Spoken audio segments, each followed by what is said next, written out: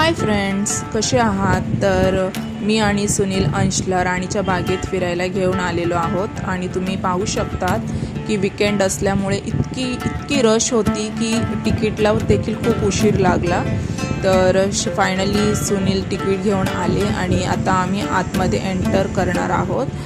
आणि Saturday Sunday हा weekend म्हटलं की सर्वजण अशा ठिकाणी मुलांना फिरायला घेऊन येतात। तर तुम्ही पाहू शकता इतकी रश होती आणि ॲक्च्युली मजा देखील येत होती, पण रश असल्यामुळं प्रत्येक ठिकाणी खूपच गर्दी होती।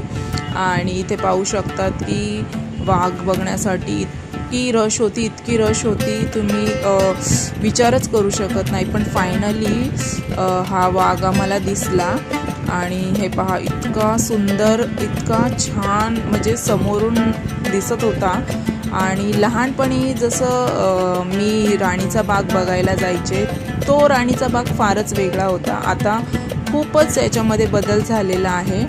आणि इथे पहा, आता हा बिबट्या आहे, तरस वगैरे आम्हाला बघायला भेटले। तर भरपूर ॲनिमल्स आम्हाला समोरून बघायला मिळाले।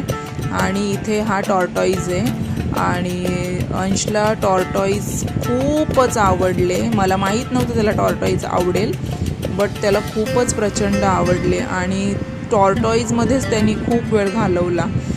तर इतके छोटे छोटे ॲनिमल्स इथे आता ठेवलेली आहेत।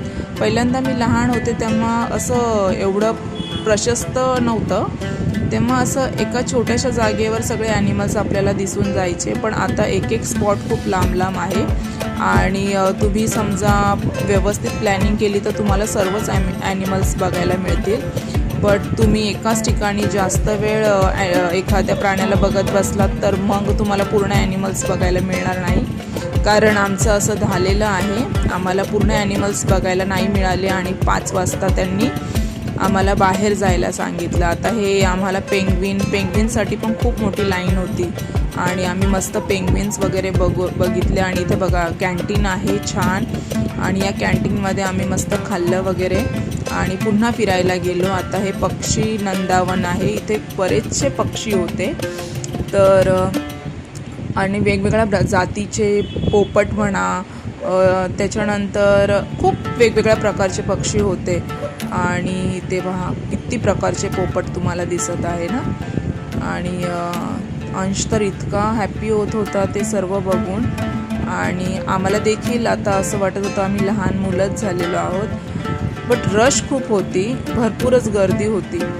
आता तुम्हाला मी अजून थोडंसं आतमध्ये फिरून दाखवते।